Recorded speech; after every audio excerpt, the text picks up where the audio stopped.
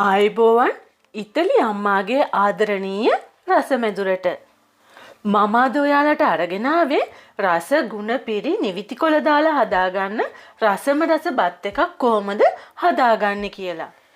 මේකේ තියෙන විශේෂත්වය තමයි මේ විදිහට මේ බත් එක හදාගත්තාම වෙනත් එළවලු මස් මාළු වර්ග කිසිම දෙයක් නැතුව යෝගට් ටිකක් ලුණු මිරිසක් වගේ දෙයක් එක්ක වුණත් මේක කෑමට ගන්න පුළුවන්. වර්තමානයේ ලෝකයම කඩා වැටලා තියෙන අවස්ථාවක විශේෂයෙන්ම අපේ ශ්‍රී ලංකාව මේ වෙලාවේ මුහුණ දීලා තියෙන තත්ත්වයට එක්ක මේ විදිහට අර පිරිමැස්මෙන් කෑම ටික හදා ගන්න පුළුවන් නම් ඒක ගොඩාක් වටිනවා. ඉතින් දැන් අපි බලමු මේ රසම රස බත් එක හදාගන්නේ කොහොමද, අපිට මේ සඳහා මොනවද අවශ්‍ය වෙන්නේ කියලා. මම මෙතන සෝදානම් කරගෙන තියෙනවා නටු ඉවත් කරගත්ත නිවිති කොළ ග්‍රෑම් 500ක්, ඒ වගේම බාස්මති හාල් ග්‍රෑම් 250ක්, බීලුණු ගෙඩියක් මේ වගේ කෑලි වලට කපාගෙන තියෙනවා, ඒ වගේම සුදු ලුණු බික් 4ක් සුද්ධ කරගෙන ග්‍රේට් කරලා තියෙනවා, කහකුඩු තේ හැඳි කාලා, තක්කාලි සෝස් ග්‍රෑම් 400ක්, ඒ වගේම අපිට අවශ්‍ය ප්‍රමාණයට ලුණු, ගම්මිරිස්. මම බත් එක හදාගන්න මේ වගේ වළඳක් සූදානම් කරගත්තා. ඒකට තෙල් මේස හැඳි දෙකක් එකතු කරගමු. තෙල් ටික මේ විදිහට රත් වෙගෙන එනකොට මුලින්ම ග්‍රේට් කරගත්ත සුදු ලුණු ටික මේකට එකතු කරගන්න.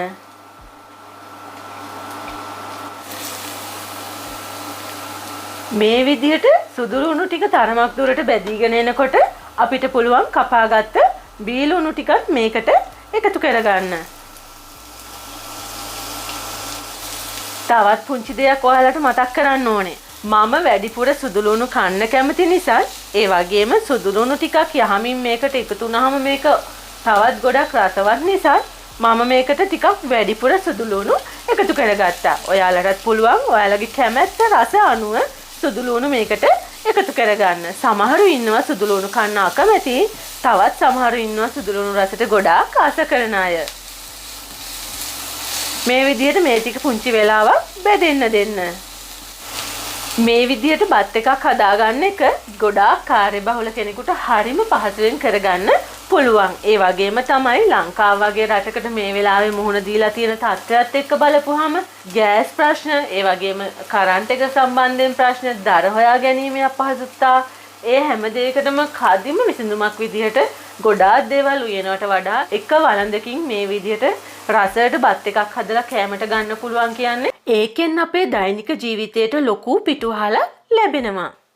මේ විදිහට ලුණු ටික බැදීගෙන එනකොට මුළු බත් එකටම අවශ්‍ය ප්‍රමාණයට ලුණු, ඒ වගේම ඔයාලගේ කටට සැරට රසට අවශ්‍ය ප්‍රමාණයට ගම්මිරිසුත් එකතු කරගන්න. ඒත් එක්කම ඔයාලා සූදානම් කරගත්ත කහකුඩු ටිකත් මේකට එකතු කරගන්න.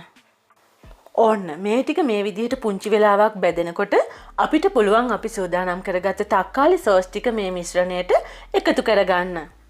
ඒත් එක්කම ලිපේ ගින්දර ටිකක් අඩු කරගෙන මේක හොඳට කවලම් කරගන්න. මේ විදිහට තක්කාලි සෝස් ටික හොඳට උතුරලා නටනකොට අපිට පුළුවන් අපි සෝදලා පිරිසිදු කරගෙන තියෙන නිවිති කොළ ටික මේකට එකතු කරගන්න. ඔයාලට අවශ්‍ය නම් මේ නිවිති කොළ ටික කපලා මේ සඳහා සූදානම් කරගන්න පුළුවන්. ඒ වගේම තමයි තවත් පුංචි දෙයක්. නිවිති කොළ ටික කපලා අපි සූදානම් කරගන්නකොට ඒකේ තියෙන සෙවල ගතිය පොඩ්ඩක් වැඩි වෙන්න බලනවා. ඉතින් මේ සඳහා සුදුසුම විදිය තමයි මේ විදියට නිවිති කොළ එකින් එක වෙන වෙනම කඩලා මේ සඳහා සූදානම් කරගන්න එක. මෙතන නිවිති කොළ ගොඩාක් වගේ පෙනුනට තව පොඩ්ඩ වෙලාවකින් මේක පොඩ්ඩක් වෙනවා. දැන් බලන්නකො අපේ නිවිති කොළ ටිකට මොකද වුනේ කියලා. ඔව්, මේ විදිහට නිවිති කොළ ටික හොඳින් තක්කාලි සෝස් සමග කවලම් කරන ගම පුංචි වෙලාවක් තැම්බෙන්න දෙන්න. මේ වගේ මිශ්‍රණය හොඳට උතුරගෙන එනකොට අපිට පුළුවන් සෝදලා පිරිසිදු කරගත්ත හාල් ටික මේකට එකතු කරගන්න. දැන් මේ හාල් ටික තක්කාලි සෝස් නිවිති කොළ මිශ්‍රණය සමග හොඳින් කවලම් කරගන්න. නැවත වතාවක් මේ මිශ්‍රණය හොඳට උතුරගෙන එනකොට අපිට පුළුවන් බත් එකේ දෙන්න අවශ්‍ය කරන වතුර ටික මේකට එකතු කරගන්න. ඔයාලා එදිනෙදා ජීවිතේ පාවිච්චි කරන ඕනම හාල් වර්ගයකින් මේ බත් එක රසයට හදාගන්න පුළුවන්. නාඩු, සම්බා, කැකුළු කියලා කිසිම හාල් වර්ගයක විශේෂයක් නැහැ. ඕනම එකක් මේ සඳහා ඔයාලට සූදානම් කරගන්න පුළුවන්. හැබැයි බත් එක උයනකොට මතක තියාගන්න වතුර ගොඩාක් වැඩි කරගන්නේ නැතුව පොඩ්ඩක් ඇටගතිය හිටින විදිහට රසට ලස්සනට බත් එක හදාගන්න. දැන් අපි මේ සඳහා අවශ්‍ය කරන සියලුම ද්‍රව්‍ය ටික එකතු කරගෙන තියෙන්නේ. මතක තියාගන්න අනිවාර්යයෙන්ම ලුණු එකතු කරනකොට බත් එකට අවශ්‍ය ප්‍රමාණයට ලුණු එකතු කරගන්න. එතකොට තමයි බත් එකේ නියම රස ගන්න පුළුවන්. ඉතින් දැන් ඔයාලට තියෙන්නේ සාමාන්‍යයෙන් බත් එකක් උයා ගන්න විදිහට මෙතනින් එහාට මේ බත් එක උයා ගන්න. ඔන්න බලන්නකො බත් එක දැන් කොහොමද කියලා. ලස්සනට ඇට ගතියට ගානට තැම්බිලා. ඉතින් මට මේ බත් එක හදාගන්න ගිය හරිම පුංචි වෙලාවයි. කාර්යබහුල ජීවිතයක් ගෙවන අයට වගේම අපහසුතාවයන්ගෙන් ජීවිතය ගැට ගහගන්න අපි වගේ හැමෝටම මේක කදිම විසඳුමක් විදිහට පාවිච්චි කරන්න පුළුවන් රෙසිපි එකක්. ඒ වගේම තමයි පොඩ්ඩන්ට වුණත් මේක සෝදානම් කරනවා නම් ඔයාලට මේකට බිත්තරයක් සෝදානම් කරලා එහෙම නැත්නම් මාළු කෑල්ලක්, මස් කෑල්ලක් වගේ දෙයක් වුණත් හදලා ඔයාලට මේක යාලට පිළිගන්වන්න පුළුවන්. ඉතින් එහෙනම් මේ වීඩියෝ එක සම්බන්ධයෙන් ඔයාලගේ වටිනා අදහස පහලින් කමෙන්ට් එකක් විදියට දාගෙන යන්න අමතක කරන්නත් එපා. ඒ වගේම තමයි මම ඔයාලා වෙනුවෙන් අරගෙන එන මෙවැනි රසවත් වටිනා ආහාර වට්ටෝරු ඔයාලා ළඟටම ගෙන්නව ගන්න. ඔයාලා තවමත් මාව subscribe කරලා නැත්නම් දැන්මම subscribe කරලා ළඟම තියෙන bell එකත් all දෙන්න.